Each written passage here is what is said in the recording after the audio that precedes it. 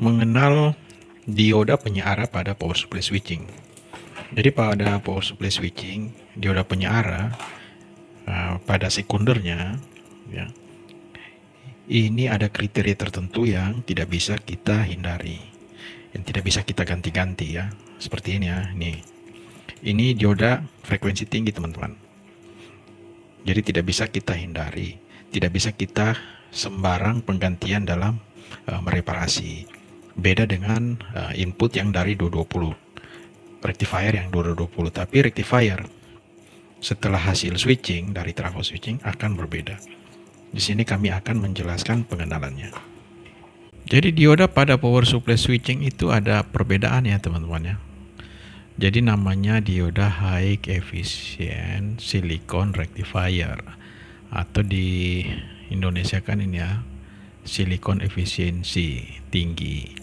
Nah, ini perlu kita kuasai dalam mereparasi sebuah power supply switching, karena dioda ini khusus ya, tidak bisa kita ganti dengan dioda-dioda biasa. Jadi pertama kita pahami dulu karakteristik dari dioda ini. Setelah kita pahami teman-teman, misalnya yang harus kita mengerti tegangan majunya ya, ini nanti bisa dilihat di mana. Ini nanti bisa dilihat di datasetnya, di dataset. Jadi dataset ini sangat penting teman-teman. Kemudian jenis penyeara silikonnya, jenisnya. Jadi dia ada jenis-jenis diodanya. Maksudnya jenis diodanya ini, pertama ini ya, ini paling sering digunakan nih. Jadi penggunaannya banyak ya teman-teman ya. Ada SMPS, DC to DC converter ya. Jadi deskripsinya seperti ini ya.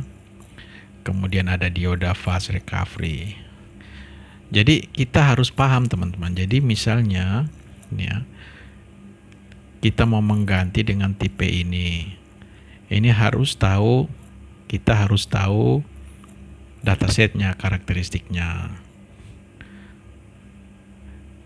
Kemudian yang ketiga jenis dioda ultrafast ya. Jadi nanti di nomor-nomor ini, nomor serinya ini teman-teman, ini bisa kita dapat di dataset. Jadi waktu penanganan harus tahu ya, setelah kita lepas harus belajar tentang datasetnya. Aplikasi penyeara silikon ya, jadi aplikasikan, diterapkan di sini teman-teman ya. Ada beberapa jenis ini ya teman-teman. Ini harus, jadi dalam menangani kerusakan jenis-jenis power supply ini ya, kita anggap ini semua power supply ya, ini ya. Jadi kita harus tahu jenis-jenis dioda yang digunakan sesuai karakteristiknya, sehingga jangan salah kita analisanya ya. Keempat, nih tips memilih. Jadi maksudnya kita mau pilih, misalnya kita mau mengganti ya, ini kita mau mengganti substitusi ya. Jadi kata orang persamaannya ya, persamaan. Jadi kita harus tahu ini ya. Nih. Jadi kita mau meninggikan kapasitasnya di si dioda, harus kita paham ini ya. Oke.